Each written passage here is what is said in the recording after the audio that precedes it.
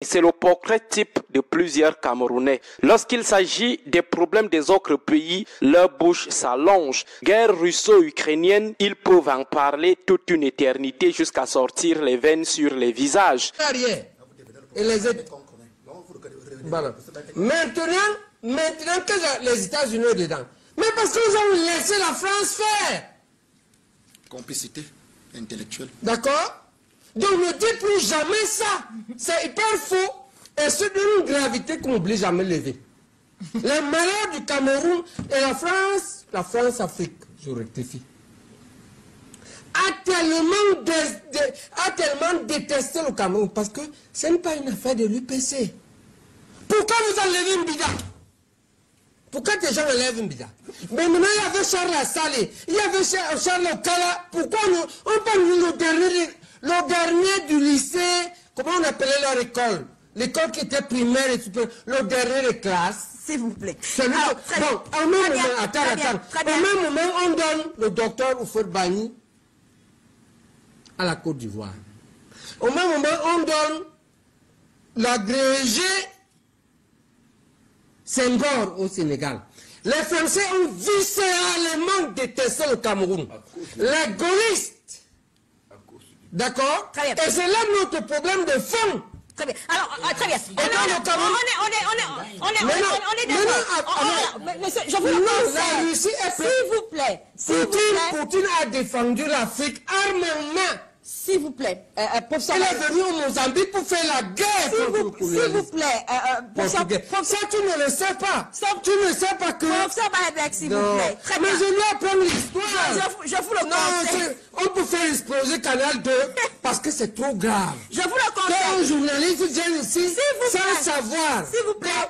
Napoléon a voulu conquérir la Russie et qu'il est arrivé à Moscou. Et c'est parce que les Russes, par certains militaires, ont brûlé la ville. Coincé parce que la ville était brûlée, était en bois. Coincé parce que l'hiver était sévère. Il est rentré. Très bien, s'il vous plaît. Alors, on est d'accord. Le rapport, c'est que le monde est donc divisé après la Deuxième Guerre. Il y a même un mur. Tu sais qu'il y avait un mur. Reprenez le Cameroun. Il y a même un mur. Tu as dit que la Russie a tort d'avoir déclaré la guerre. Maintenant, après la division du mur, on avait dit que l'OTAN va venir s'installer en Ukraine. Professeur Bedek, s'il vous plaît. Quand la Russie a fait la même chose, peut-être qu'il ne connaît pas la fête de la baie des cochons. S'il vous plaît. Quand la Russie est allée à Cuba, est-ce qu'on peut arrêter le micro de professeur Bedek, s'il vous plaît? Je vous en prie. Reprenez votre place. On a compris. Je vous le conseille. La Russie, l'Occident ou alors la France a beaucoup de questions. La question que je vous posais... Jean-Baptiste Atéming, non, à vous d'abord, puisque vous voulez parler.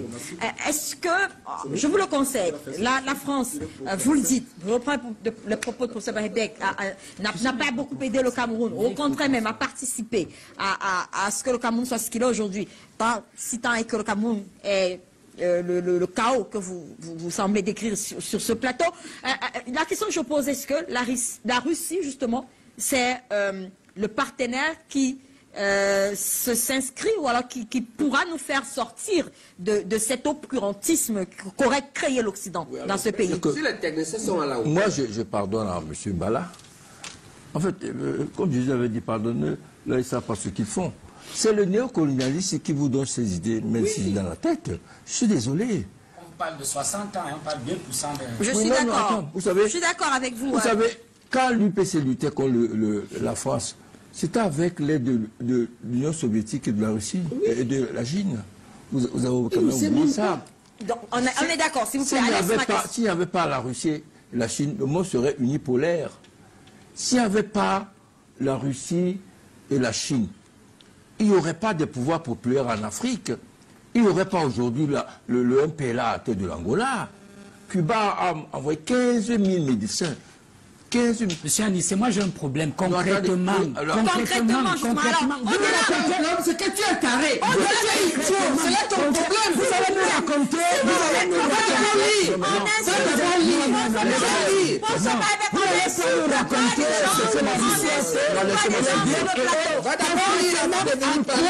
Les Camerounais, qu'est-ce que les Camerounais de la relation de nous raconter les histoires. On va aller sur de nouvelles bases. On n'insulte pas les gens sur ce plateau, on essaie d'être courtois, on prend la parole lorsqu'on vous la passe, s'il vous plaît. Sur les visages, Sénégal avec Macky Sall et Sonko, ils sont de gros spécialistes, analystes, stratèges politiques. Coup d'État au Niger, au Tchad, c'est tout le monde qui connaît tout et maîtrise le bon et le mauvais, le bien et le mal. Les présidents maliens et burkinabés envoient un ultimatum à la CEDEAO. C'est le séisme total dans leur cœur et leur cerveau. Mais parle-leur de Franck Biya qui pourrait remplacer son père, ils deviennent les je ne fais pas moi la politique. Parle-leur des scandales financiers Savannah, Glencore, Covid-Gate, Can-Gate, Link 94, les 67 paiements d'Arizona, l'assassinat de Martinez Ozogo, ils deviennent subitement les je ne fais pas moi la politique, les je veux voir mes enfants grandir. Parle-leur des 6000 morts de la crise anglophone qu'on pouvait bien éviter, ils deviennent muets comme des carpes. Parle-leur. La CEDEAO a-t-elle une armée structurée? Ou alors, elle compte, comme on peut s'en douter, sur son partenaire stratégique et son véritable patron, la France. Comme on le sait, la France agit toujours dans l'ombre, sans jamais se dévoiler, comme elle a eu à le faire en Côte d'Ivoire et plus récemment au Mali, où à l'époque de la transition, elle avait obligé le président Diokounda Traoré, qui était dos au mur, à lui signer une autorisation pour pouvoir intervenir au sol, alors que les autorités maliennes de l'époque demandaient simplement un appui aérien.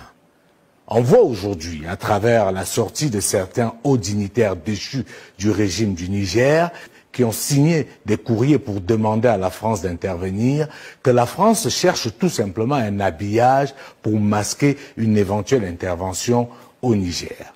Et la parade tout trouvé, c'est son instrument de répression préféré, la CEDEAO.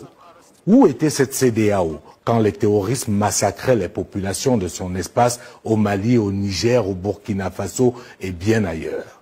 Où était cette CEDEAO quand plusieurs dirigeants de cet espace décidaient de se maintenir au pouvoir de gré ou de force en tripatouillant les différentes constitutions, en massacrant leur population? Comme les intérêts de la France sont sérieusement en danger aujourd'hui dans l'espace CEDEAO, on sort des muscles pour s'attaquer à des populations. Mais heureusement, comme vous l'avez suivi, les choses ne seront plus jamais comme avant. La sortie historique du Mali, du Burkina Faso et de la République de Guinée marque un tournant décisif. Cela démontre qu'on a totalement rebattu les cartes dans le Sahel. La récréation est terminée. Cet espace ne sera plus un terrain de jeu pour certaines puissances occidentales. Désormais, ils trouveront du répondant. L'époque où les Africains acceptaient tout est tout simplement révolue. Et quand on regarde dans le fond, qu'est-ce qui peut justifier une intervention militaire de la CEDEAO au Niger? Que veut concrètement défendre la CEDEAO? Cela confirme, comme le disent certains observateurs, que c'est tout simplement un syndicat de chefs d'État. Ils veulent défendre leurs amis, leurs partenaires dans la compromission. Ils ne se soucient pas du tout du peuple du Niger qui détient en réalité la véritable souveraineté. Qu'est-ce qui interdit au peuple du Niger de décider qu'il va être dirigé par les militaires, comme c'est le cas au Mali, en Guinée et au Burkina Faso? Le peuple est le seul souverain. Et en réalité, c'est sa volonté qui doit guider toutes les actions. Cette CEDEAO qui veut intervenir militairement au Niger, s'est-elle rassurée que c'est la volonté du peuple du Niger? Ou alors, elle est plus préoccupée par protéger les intérêts de certaines puissances occidentales, et notamment la France. Cette France qui est prête à tout pour intervenir au Niger et qui veut donner des leçons de morale, était où? Au Rwanda. Où était cette France quand dans plusieurs pays en Afrique de l'Ouest et en Afrique centrale, des dirigeants ont massacré leur population pour se maintenir au pouvoir? Cette France qui soutient des coups d'État dans d'autres parties de l'Afrique et les condamne dans d'autres est totalement illégitime et sera de plus en plus inaudible sur le continent africain. Un élément important sur lequel il faut qu'on s'accorde, c'est que le but de cette intervention ne sera jamais, comme on va vouloir l'annoncer, de protéger la démocratie. S'ils sortent cet argument, ce serait tout simplement risible.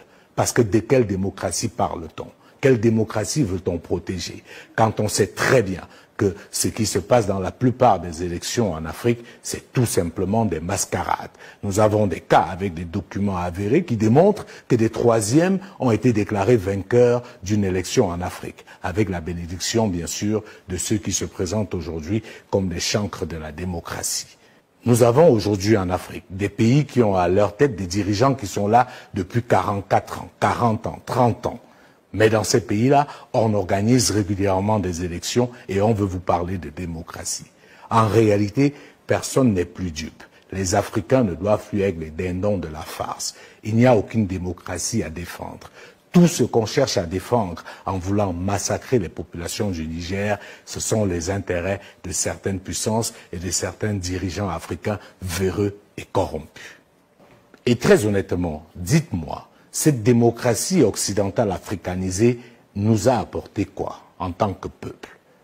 Des morts, des casses, de la répression, de l'embastillement, le recul de nos pays et leur recolonisation par certaines puissances. On ne peut plus aujourd'hui se laisser berner. L'enjeu est totalement ailleurs. Que les choses soient très claires, les Africains ne doivent plus se laisser manipuler.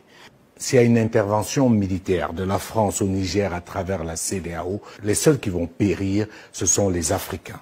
Une fois de plus, nous n'allons pas nous entretuer entre nous pour protéger les intérêts de la France. Il faudrait que les uns et les autres qui soient en position de responsabilité fassent preuve d'un peu de lucidité.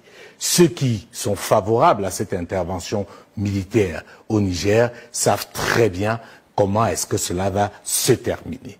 Ça risque de conduire à un véritable massacre, à un véritable désastre et même à d'éventuelles guerres civiles dans tout le Sahel. Mais ça, la France s'en fout. Ce qui l'intéresse, c'est de préserver ses intérêts. C'est à nous autres Africains de savoir où se situent les nôtres. Jusqu'à quand allons-nous continuer à jouer les marionnettes pour certaines puissances? L'autre chose, et on va sortir par là, où il faut comprendre le piège qu'est la démocratie, c'est que comparé à d'autres parties du monde, l'Afrique est la seule zone où on veut nous imposer une façon de gérer la cité. Prenez par exemple ce qu'on appelle les monarchies du Golfe, fort à propos. On parle bien de monarchie du Golfe et pas de démocratie. Vous voyez comment ces pays se sont développés en un temps record. Il y a 30 ans de cela, par exemple, Dubaï n'était qu'un vaste désert. Et on vous explique que ces pays se sont développés grâce à leurs ressources naturelles. Et vous voyez bien que ces ressources naturelles, on les a en Afrique et en abondance. Pendant que ces pays ont essentiellement du pétrole et du gaz, en Afrique, en plus du pétrole et du gaz, nous avons de l'uranium, nous avons du coltan, nous avons du manganèse, nous avons du bois et nous avons l'un des climats les plus favorables pour faire de l'agriculture. Alors expliquez-moi pourquoi le pétrole du Golfe, le gaz du Golfe peut enrichir le Golfe pendant que celui de l'Afrique appauvrit l'Afrique. Il y a certainement un jeu de dupes quelque part. Et ce jeu de dupes consiste justement à nous manipuler à travers des concepts comme l'émergence, comme la démocratie, pour que nos États ne nous appartiennent pas, mais appartiennent à certaines puissances impérialistes. Il n'y a aucune justification qu'avec les énormes richesses que regorge notre sous-sol, nous soyons aussi pauvres. Un pays comme le Niger ne peut pas croupir dans cette misère galopante pendant que son uranium permet à la France d'être l'une des plus grandes puissances nucléaires dans le monde. À un moment donné, chacun doit prendre ses responsabilités. Ce qui se joue aujourd'hui dans le Sahel est tellement important. Et il n'est pas question ici de recevoir des leçons de morale de qui que ce soit. Ce qui est en jeu n'est pas la démocratie, c'est la souveraineté, c'est la liberté, c'est la dignité. Et ça, chaque Africain, où qu'il soit, à quelque niveau de responsabilité où il se trouve, doit prendre sa part dans ce combat pour la libération totale et complète du continent. C'est un processus irréversible. Et ça, il va falloir que les uns et les autres se décident enfin à l'entendre. Félicitations, si tu es encore là, tu fais partie des 0,1% des gens qui finissent tout ce qu'ils ont commencé. N'oublie surtout pas de revisiter la chaîne pour fouiller d'autres contenus qui t'auront échappé lorsque tu n'étais pas encore abonné ici. Et n'hésite pas de recommander cette chaîne à autres personnes qui font des recherches sur le Cameroun ou alors qui aimeraient être au parfum de l'actualité de la politique camerounaise. N'oublie surtout pas de liker, c'est gratuit. Commenter également est gratuit. Et c'est l'une des choses que tu peux certainement faire pour apprécier nos contenus. Retrouvons-nous très prochainement. Reste scotché sur notre chaîne. À très bientôt.